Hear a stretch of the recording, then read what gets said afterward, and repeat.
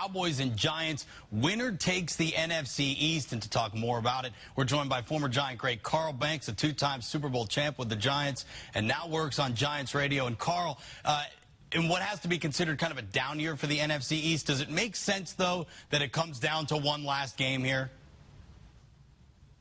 Well, it really does, and I think you've got two teams that, even though some people will think it's a down year, it was a very competitive year in the NFC East, but either one of these teams can get into the tournament and make a lot of noise.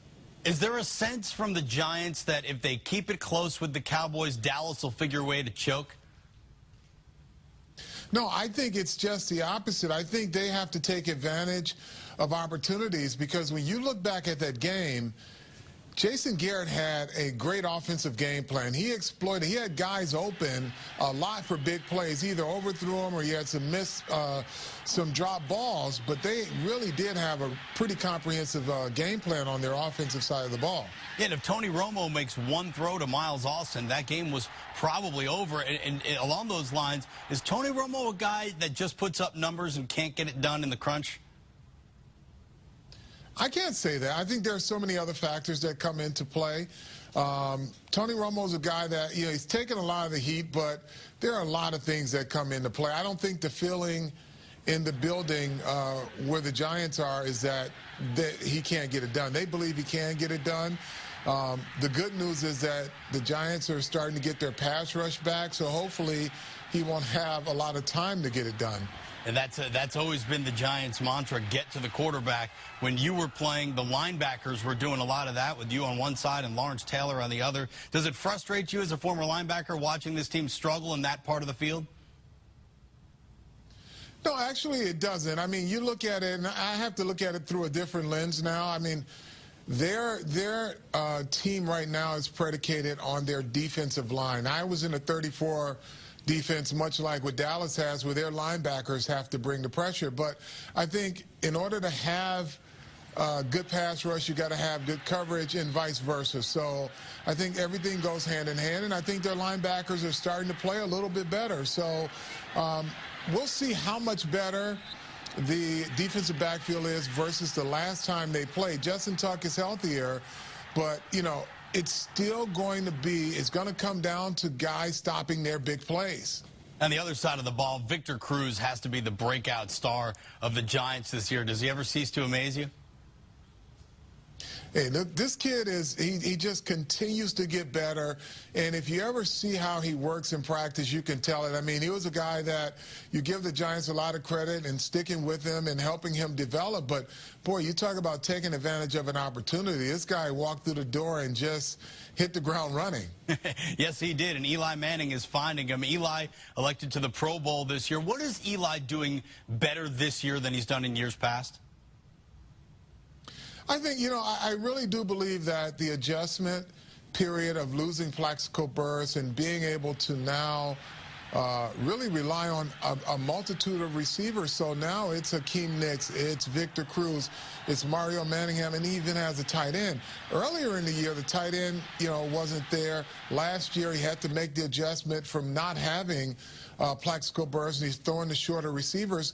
But I think, as typical with Eli, each year he works on one part of his game, and I think his accuracy down the field has been as good as I've seen it. We know what we're going to get on Sunday night on NBC, and this is the game of the weekend. I'm not just saying that because it's the NBC game, although it helps. It's a playoff play-in game. It's the ultimate winner goes on, loser goes home. It's the 256th game of the regular season, the first game of the postseason. It is a playoff game. Ignore the records. 8-7 doesn't look all that good. And who would have dreamed 8-7 would allow the Cowboys and the Giants to be playing for the NFC East title? But they are, and the winner makes it, and the winner gets a home playoff game. And we've seen teams very recently with 7-9 home records win at home in the postseason against the number 5 seed. And the Cowboys or the Giants could do it, and who knows what happens. Yeah, that's the thing. You get to the playoffs, anything can happen. We've seen teams who we didn't think would ever have a chance in the postseason run the table and win the Super Bowl. So whoever wins this game, they've still got a chance. And unlike any other year, if you've got that chance, anything can happen. And for the loser, there are going to be questions about the head coach. We talked about it earlier this week in the hot seat segment. If the Giants lose, what do they do with Tom Coughlin? I think they'll give him another one-year extension, and he'll be back in 2012, and Bill Cowher will have to wait one more year to change his plans on future coaching. If the Cowboys lose, I think there's a chance. I wouldn't be shocked if Jason Garrett gets run out the door when Jerry Jones reflects back on the Lions game where they were up by more than 20 points and kept passing the ball and everything fell apart. The Cardinals game where the clock management down the stretch was pathetic and the icing of the own kicker. Jeff Fisher's out there. Jerry Jones may decide now's the time to get Fisher. I wouldn't be shocked if it happens. I'm not predicting it's going to happen by any means. I wouldn't be shocked if it does happen. Every aspect of the game is going to be very dramatic. Strategically placing the ball. I expect our special teams to do a much better job of helping us create field position. You know, anytime you play Dallas, you know you're getting a really good team. They have tremendous players all over the field.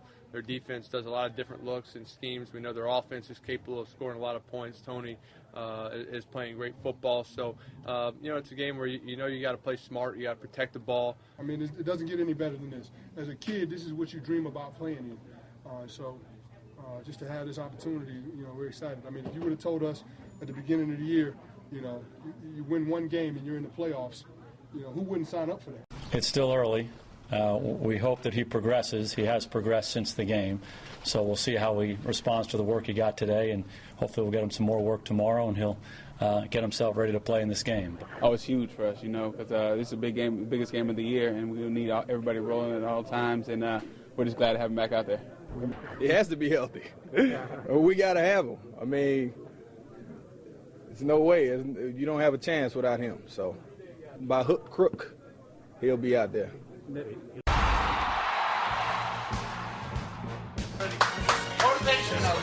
So really the Colts more than Baltimore winning. Because they almost had to. I'll try. Hi, Elliot Cow. Football Night in America, taking you behind the scenes in the green room with Rodney Harrison and Tony Dungy, previewing Sunday night's game between the Cowboys and Giants with a playoff spot on the line. It's time to play our favorite game, over-under. Did I make up some ground last week? Rodney leads by 2 as we go into week 17. He was sick. I made some ground. 2 weeks ago, I had Ryan Matthews. I asked you over-under 90 yards, but I hit it right on the button, so you were both wrong. He had exactly 90 yards. Sometimes I said too good of a line. You were too good. We'll see if we can do it again. You just had to this say week. that to pat yourself on the back a little bit. Okay. You're the man, Elliot. Total yards for both teams in the Giants-Cowboys, 850 yards. I'm going under. I think it's going to be more of a defensive-minded game. The Cowboys will come out, and they will try to slow down that pass rush by running the ball. So no way do they get that many yards. They combined for 950. That was in a controlled environment, inside on the turf. The weather could be tough. January in New York, I'm going to say under also. All right, 2 under. Eli Manning will be sacked 2.5 times, over or under. He got a lot of pressure. It's your turn now. I'm going to say under. I'm going to say he gets rid of the ball and takes care of business. I think the Jets, I think the Cowboys are coming after him. Over. Over 3, okay. Eli threw for 400 yards against Dallas in Week 14. I'm going to say 325 yards on Sunday night. They're going to run the ball. And Brandon Jacobs, Amar Bradshaw. No. Oh, so you think Eli is going to go under? Well, I didn't finish my point. I'm sorry. I think they're going to come out and establish the run, and I think that's going to take some pressure off Eli, and it's going to go under 325. I think they're going to have to score a ton of points, so I'm going to say over. All right. Game time temperature, 32 degrees. Under. Under. Tony Romo, will he take 90% of the snaps under center? Under center as opposed to shotgun? No. I just mean, will he stay in the game? Will he be out there 90% of the game, 3.5 quarters, however they have no chance without Tony Romo, so yes. They barely have a chance with Tony Romo. Well, I'm saying perhaps he will get a couple of games. Perhaps he will take a shot and get it. Russ has knocked him out, but I'll say he'll be there. I'll say over. Miles Austin and Jason Witten combined 9 catches, over or under? Over. I'm saying over too. Yeah. Jason Witten is Tony Romo's favorite target, no question. Pierre Paul, 15.5 sacks in 15 games. We're going to go 1.5 sacks for Pierre Paul. I think he's going to be the focal point of that defensive line. You can't allow him to get hot. I say under. I'm saying over. I'm saying he gets after him. Yeah. We got a great finish for us, both in the game and in the over-under. We will see what happens next Sunday night with the Cowboys and Giants. What? Do we get to play over in the playoffs? We're gonna do it for all the marbles in the wild card game. Don't worry. I like it. For Rodney and Tony, Happy New Year. We'll see you next week. Catching him in the playoffs. Thanks for clicking Catching him in the playoffs.